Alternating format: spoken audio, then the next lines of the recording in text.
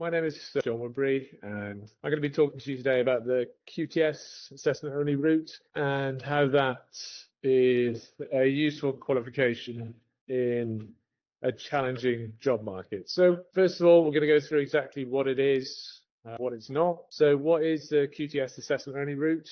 It is qualified teacher status in state schools or a license. I don't really like to call it a license because it isn't essentially a license, because once you have qualified teacher status, you don't need to renew it as it's not a license. So it's similar in some ways to an American or a Canadian license, but you do not need to renew it every 5 or 10 years. So it is a qualified teacher status which you can have for the rest of your life.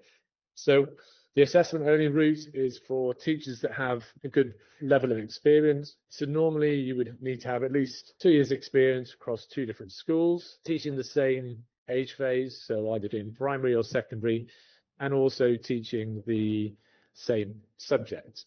Okay, so as long as you meet those criteria, the University of Sunderland, which is the partner that we work with, it is more than doable. Okay, so don't read too much online. A lot of the information online is applying to particular contexts in the UK, either in England, Wales, or Scotland, and also it also applies to working maybe with other providers like TES or Derby or Buckingham, which are a lot more strict, and they're very, very particular on the types of schools and the type of context that you need to have in order to do it. So I will set out exactly how we work with Sunderland, and also what types of schools and what types of settings the university allows you to work in.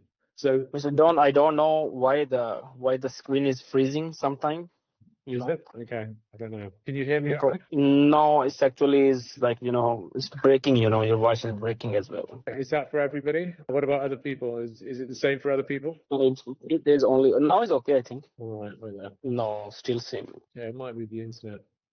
Is that any better now? Is it worse or the same? Worse, even worse. Okay, wait there. It's just connected now. It's maybe is your side or my side, I don't know. No, it's probably my side. Okay, then maybe I can just let me try to just leave the meeting, and then I will join again. Yeah. All right. So I think it's your side. So just come off and okay. Okay. Thanks, Leila. Okay, just come off and then come back on again. Okay. Yeah. So as far as I can see, it seems to be working all right. So maybe it is not my problem. I'll go back onto that other one. Right. Okay. So if you do have any problems, just put it in the chat. It should be fine. Okay. Okay, so the whole process should take around about between 8 and 10 weeks. At a max, it would take 12 weeks. And the reason that they do ask for it to be over a 12-week period is to actually build in any potential holidays that you might have during the holiday. So normally it would only be around about 8 to 10 weeks. But obviously, most people will have, especially in China, you normally have periodic, weeks off and 2 weeks off and things like that, especially in international contexts. And they kind of build those into it. So the next start date for the university for the QTS is January. If you are in a more local bilingual school, you'll probably have a longer Chinese New Year, in which case we would normally suggest that you start your QTS in February. If you're in a more traditional international school with a shorter Chinese New Year, maybe 2 weeks, then we suggest starting in January. So it really depends, and the university is very flexible for that. Okay, so the whole purpose of the course is for it to be streamlined, is for it to be for teachers that know how to collect evidence, know how to do the lessons, know how to do observations correctly, and really there is little or no input from the university side. It really is they're there to assess what you're doing rather than providing you with lots and lots of support. Okay, so that's the important. So you need to have 2 years experience across 2 schools, a bachelor's degree. Much to everyone's confusion, you do not need to have an IPGCE or a PGCE or a PGCI. You don't need to have any of those. That's just the normal progression of what people do. So in the UK, when you leave university, if you haven't done a BEd, and if you're doing a secondary subject, normally you go into what they call a PGCE. And you would do that for a year, and then after that, you would have the thing called your NQT year or ECT year. And at the end of that, then you get what they call qualified teacher status. So that's why you need to have the 2 schools and the 2 years experience, because that is basically the process of what would normally happen. But obviously, if you take out the PGCE part of it and you have the 2 schools and the 2 years experience, you can just go directly to QTS and miss out the PGCE part. So there are lots of people, especially in China, that maybe have got a lot of experience, maybe don't necessarily need to have the PGCE, but they want to have qualified teacher status. There's no reason why you can't do the QTS first and then think about doing the PGCE afterwards. It really depends on what you decide on doing. But what I would say is that having them together, having the PGCE and the QTS, is kind of the gold standard of what most schools want. Unless you're in a particular niche area, maybe you have a computer science teacher, or maybe you're a physics or maths specialist, in which case you could probably get away with not having to do the PGCE if you didn't want to. But for the sake of 7-8 months of study, not very much money, I would recommend doing it, because then you can then progress on to do masters and things like that. So the bachelor's degree is is non-negotiable. You need to have a bachelor's degree, a pass level bachelor's degree. It needs to be equivalent to a bachelor's degree in the UK. And from our perspective, everybody has applied from different countries, from lots of different countries, from Pakistan to India to Myanmar. Everybody's been accepted onto the course without any problems at all. So the bachelor's degree, I wouldn't really worry too much about that. Okay, so this is something that we've developed over the last year, and something that really helps a lot with collecting evidence. So when you're doing the course, you need to collect a portfolio or a digital portfolio of evidence that meets all the different teaching standards. So once you've got the evidence together, you've collected the evidence. What we've done now is we've created a QTS AI support tutor, which allows you to input your information and all the rest of it in there, and it will then come back to you telling you what teaching standard it meets, and then also it tells you to what degree or to what level that piece of evidence meets that standard, and also tells you where to put it into your D5 folder. So it's really, really useful. Okay, it's not completely foolproof, but actually, I'm sure people that have used AI is actually really, really good at putting bits of data into particular areas that it knows. It's not particularly, well, it's getting better and better every day with doing things that are creative, but certainly for data crunching, AI is really, really good. So what you can do is you can literally take a picture of a piece of student's work or a display, or upload some meeting minutes or some professional development you've done, anything like that, upload it, and it will tell you where to put it into your portfolio. And this really takes a load of time off. It takes a lot of time if you just do it independently without this. And one of the things you can also do is that what I suggest not doing is don't upload huge files. So each piece of evidence, just have it as one piece of A4 or one file, and then just upload them one by one. And then that gives you the ability to then slot that into the folder individually, rather than having a big file and then trying to divide it up afterwards. Just have one piece of evidence, one file on one piece. And then as it shows there, you can add up to 10 files at once if you wish. And then you literally just slot that into your D5 folder, and you're good to go. So that's really, really helps you, and also helps your mentor as well. So one of the benefits of doing this is, obviously, it's globally recognized. The other really important part is that you need to consider is that the UK or the British school system, or the British schools network, is huge and extensive and growing year on year, especially in the Middle East now with Saudi coming on stream, that really looked to the British education system as being, and the American system, of course. But there's certainly a lot more British schools than there are American schools, and the British system of examinations like the IPGCE and things like that, and Cambridge International, these are all worldwide, they're everywhere. And obviously once you get QTS, and that's not necessarily getting you to teach the British system, but it is associated with the British system. So when you go to apply to jobs, you've got a much wider network and a much wider net to cast in order to look for jobs. And obviously that allows you then to greater career growth, with British curriculum schools, and you've got the bigger networks. So I think that the QTS is a really useful tool to have, and also you're not, you don't have to keep on renewing it. You don't have to worry about going to the US and go to different states, do things like Moreland. It's really simple. You get your teacher registration number. That's yours for life, and you don't have to worry about it. So I don't really need to go into this one. So entry requirements, 2 years experience, GCSEs. Okay, so this one's really important. Okay, so the GCSEs, okay, is one that a lot of people do get a little bit worried about, a little bit confused about. But one of the things you don't have to concern yourself about too much is that if you've come from a Western country, so South Africa, New Zealand, Australia, UK, places like that. If you've got science, English and mathematics, or if you're teaching secondary English and mathematics at a high school or middle school level, you do not need to worry. Okay. However, if you do come from a non-Western English-speaking country and you have science and maths at middle school or high school level, and you've got the certificates and the transcripts, normally you don't have to be concerned with those. However, if you're coming from a non-English speaking country and you did your high school not in English, the chances are you'll have to do an equivalency test in English. That's not a problem. We can help organize that. That's something you can do pretty easily at your school. But it is something you just need to be aware of before applying. And remember, you do need to have all of your paperwork and everything before you start and get invited to interview. So if you don't have everything, you basically, you can't then move on to interview. All right. So make sure that you've got those GCSEs in place before you start. Initial inquiry. So again, speak with myself.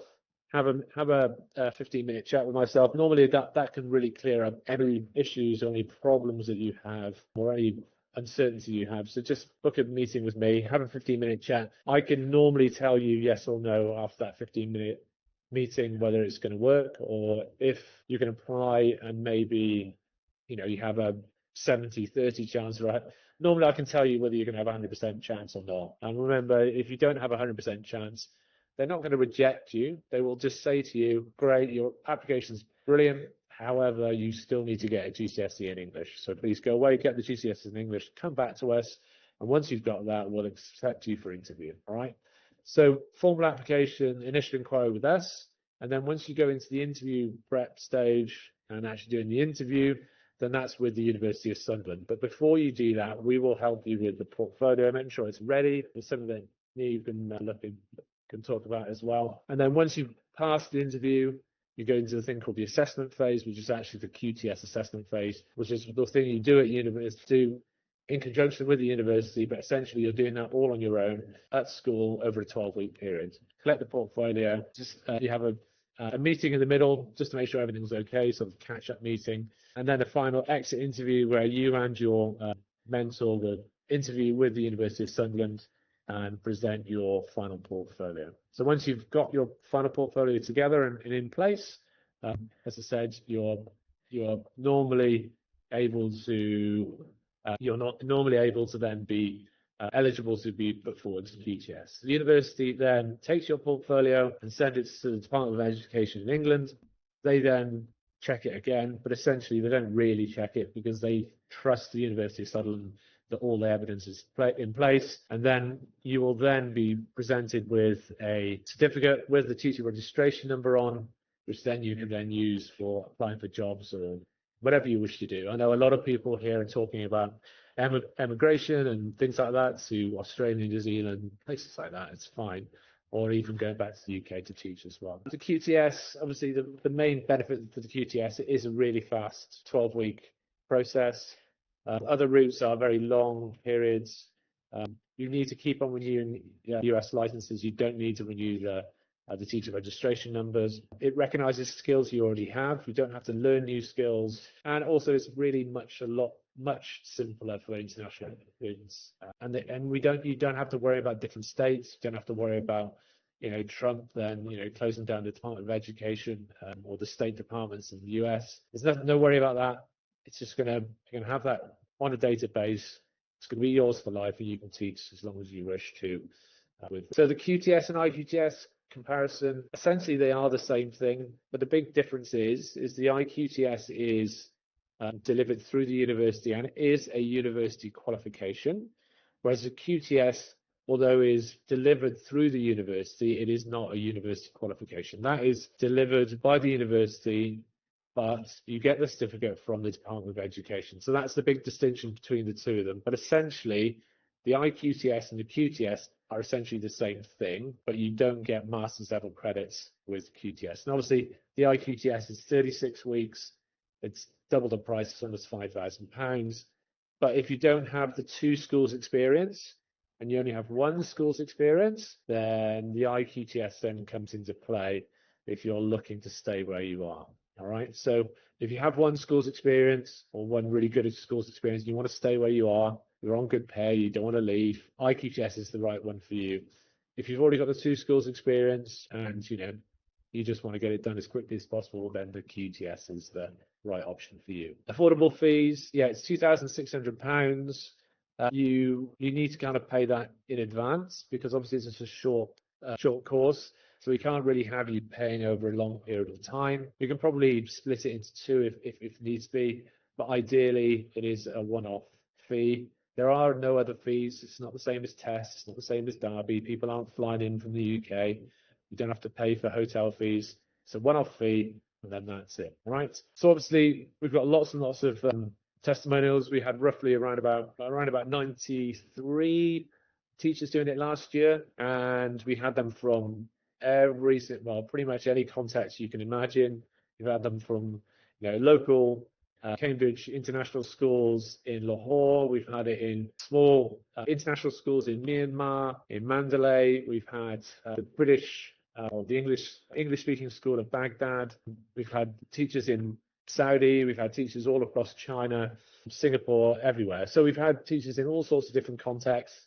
And the one thing that kind of unifies all of that is that the Sunderland are very, very accepting of people's contexts. You don't have to worry too much about who's going to be your mentor. You don't have to worry about teaching a British curriculum. None of that's important. What they care about is, are you a good teacher?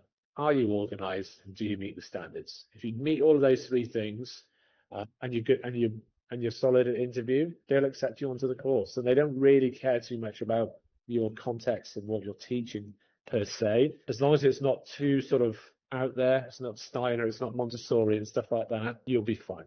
So don't stress too much about that. Everything's online. All the meetings, all the assessments, the information is all provided to you online. All the observations are online as well. So what you do is you use your laptop to do the observations, and then the observations then are then done automatically or digitally, and then you print those off and you ask your mentor to sign them. So the important part to remember and to tell and to stress with your mentor is that there is work to be done, but it's not the amount of work that used to be done a couple of years ago without AI and without it being digitally organized. Okay, the amount of work that you have to do, the amount of work that your mentor has to do is far, far less than it would have been even 3-4 years ago, and it was a lot. And that was one of the reasons why a lot of schools were really reluctant to do it and reluctant to offer it, because of the amount of work that was required. But now it's not really. It created a system where everything's pretty much automated, and it's all to do with focusing on what you're doing in the classroom and not focusing on the paperwork. So you can kind of necessarily relax, but you can certainly, sorry, I haven't updated that. It is actually 2,600, so apologies for that mistake there. I should amend that. 4,800 for Derby QTS, and then the 3,600 plus for the TS QTS.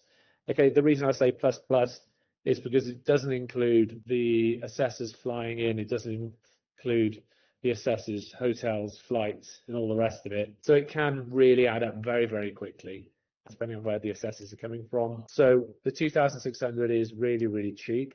Okay, it's not an inconsiderable amount of money, but compared with what Moreland or other providers or other qualifications are offering, it is still very, very affordable.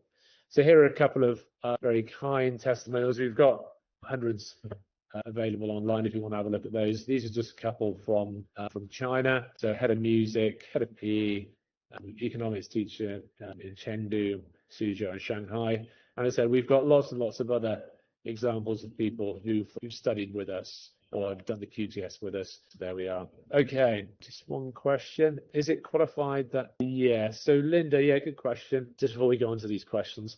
Yeah, so it needs to be in a school. So it can't be in a language centre. It can't be in a sort of a temporary sort of kindergarten or anything like that. So as soon as you start seeing things like, tutoring or centre or, star tutors, all these kind of things, as soon as you start seeing those in the title, the university's big red flag, they'll just won't accept it. But look, we can work on that. So if you've only got one school's experience and you're looking to stay where you are, let's talk about the IQTS. Please just just reach out to me and we can work it out. It's not a problem at all. That's my WeChat. Okay, is anyone else have questions? Mr. John, I have a question, please. Yeah, go for it. Yeah. I am very much confused about the file you sent me, and you also showed me that the before the interview process, Yeah. I don't know the teaching material. I don't know.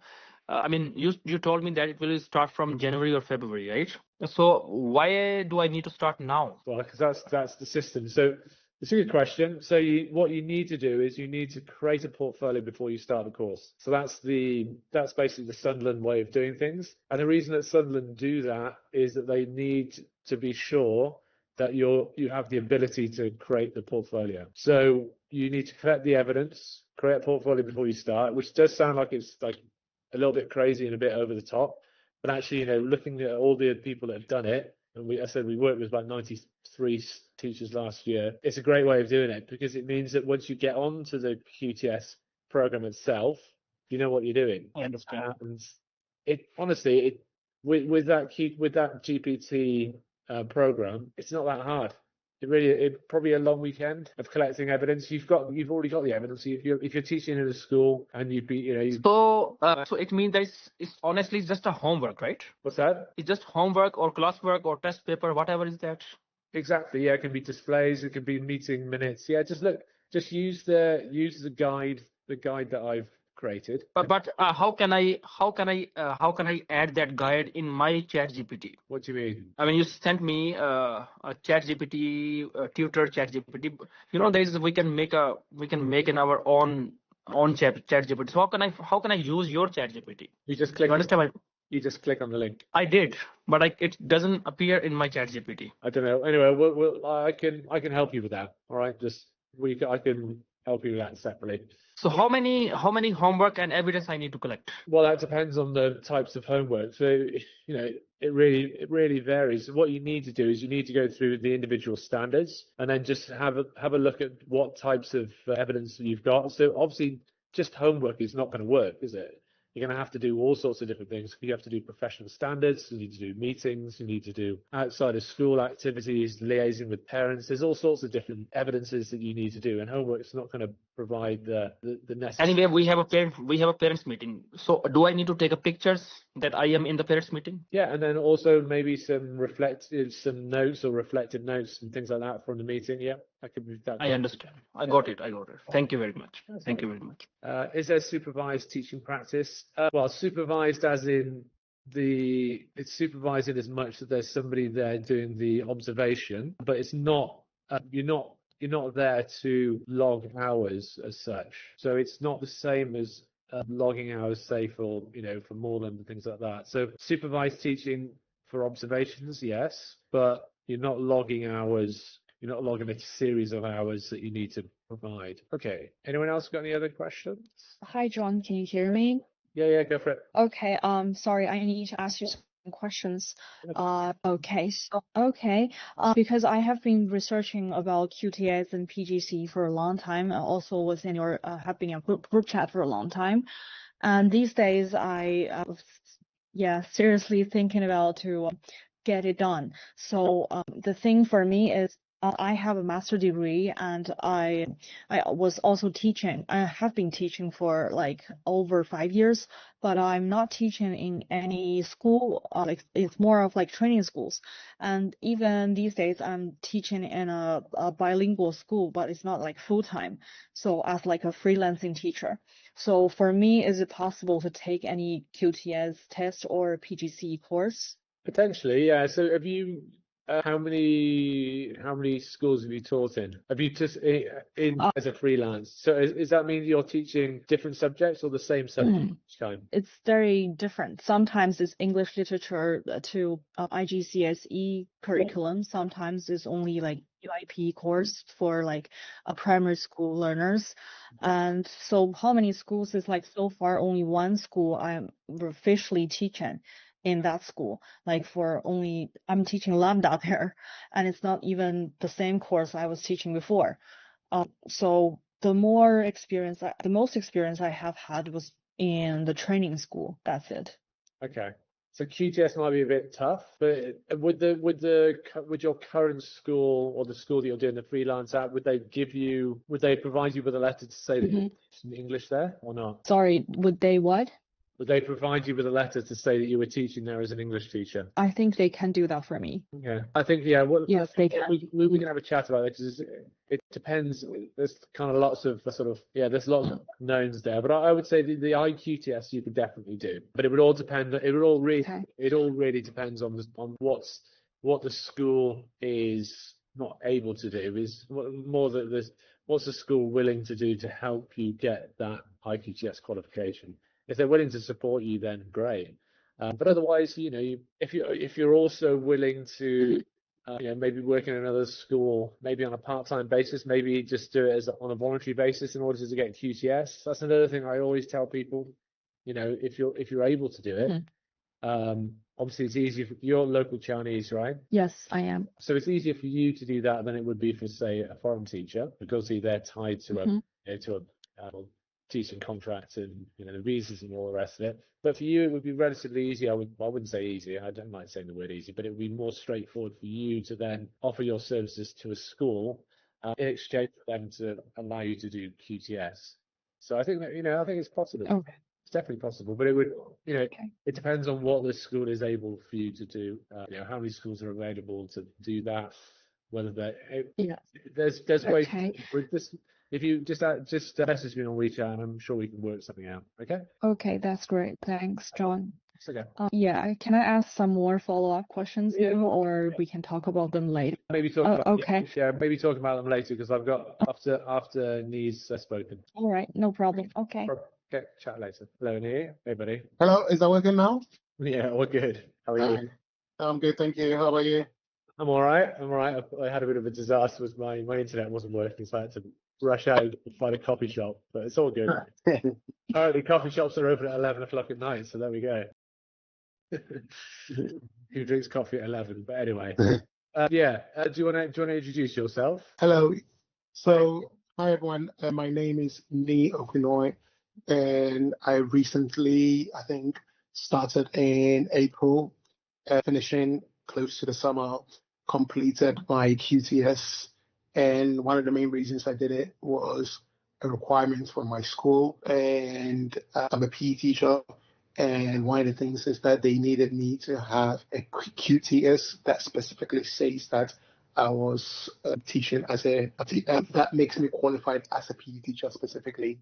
So I think one of the things that I personally enjoyed about a QTS is how you can do it as a homeroom teacher, or if you wish to, it can allow you to focus on a specific subject. So let's say, for example, you've been teaching homeroom in primary school for a while, and you would like to, maybe you're thinking about maybe moving into mathematics, for example. You could speak to your school, and maybe they can help facilitate you to cover some lessons and do some lessons in numeracy whilst doing your QTS in numeracy. And then on your CV, it looks good because it says, okay, you've had homeroom experience and you also have a QTS attached to numbers, attached to mathematics.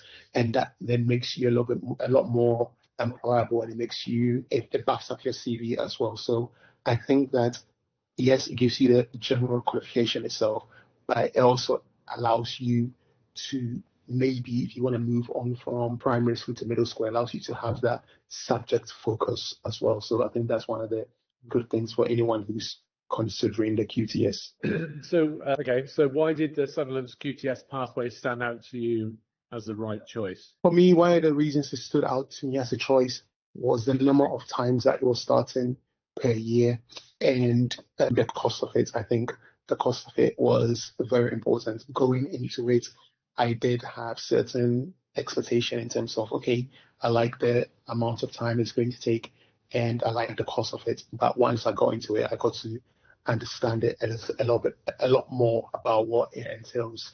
And I would say I really enjoyed the course. So in practical terms, how did the Sunderland support team help you from the start to finish? I think it was tremendously helpful. They did reply to my emails whenever I needed any support, and my supervisor was absolutely amazing. I was lucky enough to be paired up with one of their assessors who has experience, who had an experience as a PE teacher and as a headmaster, has a headmaster as well. So it was good to have a combination of somebody who had a background on what I was trying to gain my QTS in, as well as coming from a leadership position, because then there was an understanding of this is what I would look for as a head of school. Yeah. This is what I have experienced. This is what I think about and the philosophy of education, and we could have very good conversations here. It was good to have both relating to my subject and coming from a leadership perspective as well. So that's a really important part, actually. The assessors that you do get when you're doing the QTS, they are all specific to your area of expertise. So they won't pair you with somebody just because they're available. They will pair you with somebody that has a lot of experience and also, has helped, hundreds, especially your tutor, who's obviously probably helped thousands of PE students in the past, and as you said, also runs schools as well. Mm-hmm. So it's really important to actually lead into that and actually get as much out of them as well as them supporting you. So they've got a lot of expertise and understanding, and you also got to remember that a lot of the people that you potentially are working with internationally, even if they are British, they probably, especially if they're in senior positions, they've probably been out of the UK for, maybe 15, 20 years. So you got to, if you really want to know about what's happening in the UK, what's cutting edge and what's best practice, these are the people to lean into and get as much out of them as possible. Mm-hmm. Okay, so if a fellow teacher were considering Sunderland for the QTS, what would you honestly tell them? I would honestly tell them, if you're considering Sunderland for QTS, 1, go for it, and 2, I would honestly advise you to make sure that you've done your homework and you have a better understanding of your portfolio, because I think one of the things that is important to think about when you're thinking about your portfolio is this: yes, you do have a portfolio that's available that you need to do as being part of the process. But personally, when I started my portfolio, it was just kind of like, oof, that's a lot to do. You have to go through it. But once you go through your portfolio and you start to see some of the requirements that is being required for you to be a fully qualified teacher, and then you see some of the evidence of work that you've actually done, it does give you a sense of accomplishment, knowing that the work that you're doing, the work that you're currently doing, already meets the standard of work that is required for you to get a QTS. So one of the things that I would advise you to do is rely on a lot of the work that you've already done with your students and try and evidence them as much as possible. One of the things that my supervisor told me is that you are doing a good job in your workplace already. You are doing great. All that this is doing is allowing you to showcase what you're already doing well and allowing us to assess what you're already doing well in your class. Because if you are not doing a good job in your class in itself, then you are not going to be able to pass the QTS. But if you are already a good teacher and you're doing very well in your class already, this is offering the assessors an opportunity to see all the good work that you're doing and give you the certification and credit you deserve for the work that you're doing. So do feel proud of the work you've done and try as much as possible to showcase that when you're doing your portfolio. That is what the portfolio is there to provide you, not there to try and catch you out with anything that you're doing. It's just there to showcase all the good work that you've already been doing for however many years that you've been teaching. And also it is collaborative as well, isn't it? It's not, as you said, it's not them picking holes in it. They're not there as going in and saying you're doing this wrong, you're doing that wrong. That's not what they're there for. They're there to, as you said, to celebrate what you're doing in the classroom. And if there is something at the beginning of the process that you want to focus on, so maybe it might be questioning, maybe it might be using your voice, or interacting with students, or anything, whatever. Could be anything in particular. And what they say is that if there is something particular that you want to improve at the beginning of the QTS process, that's something that they can really drill down on and focus on during the whole process. And actually throughout that 12 weeks you can actually make a real progress in improving on a particular skill that you want to improve, because not everybody's perfect, and it might be something that you've always found quite difficult, and they might have some really useful tips or some useful strategies to actually improve you in a particular area. They're not going to don't try and focus on 5 or 6 different areas over a 12-week period, because that would be it's too much. But if you focus on a particular, something very, very niche or something quite nuanced, it's possible to actually improve over that period of time. Okay, what were your most challenging hurdles during the QTS process, and how did you overcome them? I think for me, one of my challenging areas is I think at the start of it, it came to the start of collecting the evidence, because there was a little bit of kind of is this work good enough to use as evidence? And it's kind of I think generally speaking, sometimes you might not necessarily have confidence in your own work that you are actually putting out there, because I think sometimes we can be overly critical of ourselves and the work that we're doing. Once I submitted my portfolio and they gave me feedback, and I had some areas I needed to improve on and some areas that were very good, you're doing a very good job on that. Once I saw that, I was kind of okay, I'm actually doing really well, and I'm actually on the right pathway, and they just want me to focus on these particular areas during the assessment period and look through it. And that kind of gave me the confidence. But before that, I was a little bit worried that, is this enough? Is this not enough? Is this not enough? So one advice that I would give somebody that's been there, I would give other people from somebody that's been there, is when you're putting your portfolio together, do try your best to have belief in your portfolio and try your best to see it as you trying to showcase your skills and things that you have done in the past. Yeah, and I think one of the things that the feedback that we got from Sunderland for all the all the students that have been working with us over the last year is that probably that first portfolio that people produce for the D5 when they have to do for the interview stage,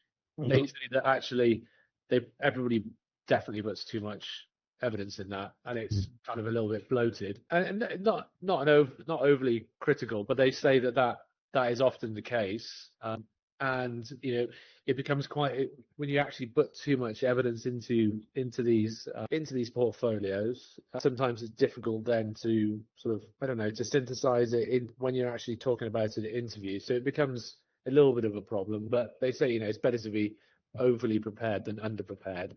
And actually, nobody that's been invited to interview has come up short in the interview stage. So that's something to also to bear in mind. I think a lot of people get really nervous about the interview stage. They think it's kind of like a job interview, or like a looking, if you're looking to move within the school or something like that. It's not that at all. It's talking about work that you have done. It's talking about the work that you are presenting. And as you quite rightly said, they're not there to trip you up or poke holes in things. there just to discuss what you've done. And how long was the interview when you spoke with them? Was it like 2 hours or something? Yeah, so my one was about an hour and a half. Okay. If I'm being completely honest, it did fly past very, very quickly because when they were talking to me about what I have done so far and talking to me about teaching and my understanding of teaching, why I'm actually in teaching, these are all questions that you kind of get during a job interview, but not necessarily a job interview. You also get if you're speaking to a colleague or you're speaking to an admin from your school about like behavioral issues that you see, teaching difficulties that you have. You can share all of these kinds of things with them, and it's supposed to be helping them understand where you are and where they can support you, not necessarily trying to see where you come short. It's just where they can support you. Yeah, I think that's right. And as you said, they do, because they've worked with so many people in international contexts as well. It really helps as well because they do understand it's not the same as teaching in the UK. It's not teaching in a state school in the UK is very, very different to teaching in a bilingual school or an international school in China or any other country. So they do understand there are some limitations to what, just the things that you can do and things that you can't do, however sort of well-resourced or, however, well-resourced the school is, there are certain things that you're always going to come up short on. So, yeah. Which part of the assessment added the most value to your practice and why? Oh, I think for me, it was definitely conversations with my supervisor, as well as the lessons itself, because I was being observed by my principal and vice principal.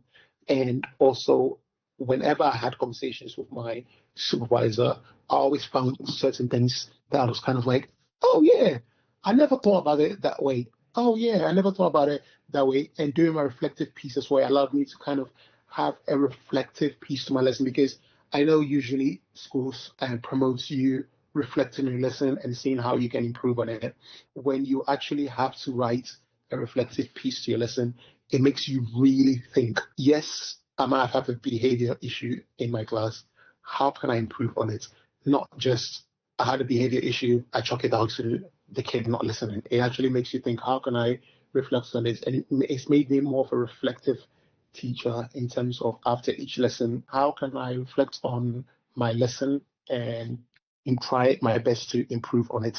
And I think that is one of the important pieces of it. And I think, talking to my supervisor was very, very important as well in trying to, especially the fact that I was doing PE, how to support students that might not necessarily be the most athletic but are eager to take part in it, or students that find it difficult because they've just accepted that they're not able to do a specific sporting activity. So how do I encourage them? So I feel like I've got a lot of advice. I did get a lot of advice from my supervisor, and I was able to put it into practice and then speak to my supervisor about I tried this, I tried that. I'm noticing good results here. I'm still finding this as an issue. What advice do you have for me? What kind of strategies can I try? And overall, I would say that I did gain a lot of good, valuable experience from, and at the end of it, my supervisor did tell me, if you want to email me about anything in the future, please do. So I do have my supervisor's email, and if I do have any teaching moments that I feel like I would like advice on, definitely will email him. Yeah, that's really sort of, it's really, shows that he really cares as well, right? So he doesn't need to do that, but yeah, he's a very good guy.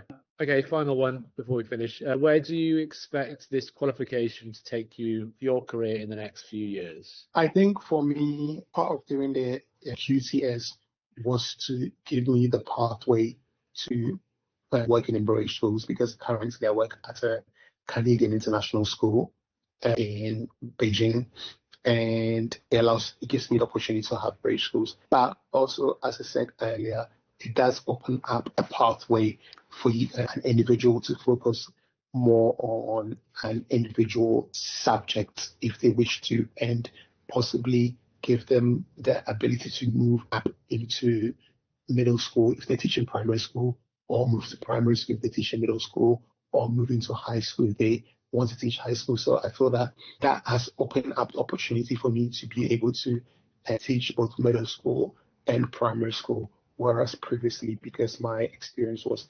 predominantly primary school, I feel that it would have shoehorned me a little bit into, it would have geared me towards primary school every time I went for an interview. But now I feel that I do have a bit more of an open market when it comes to what I can actually offer schools. Yeah, I think that is important.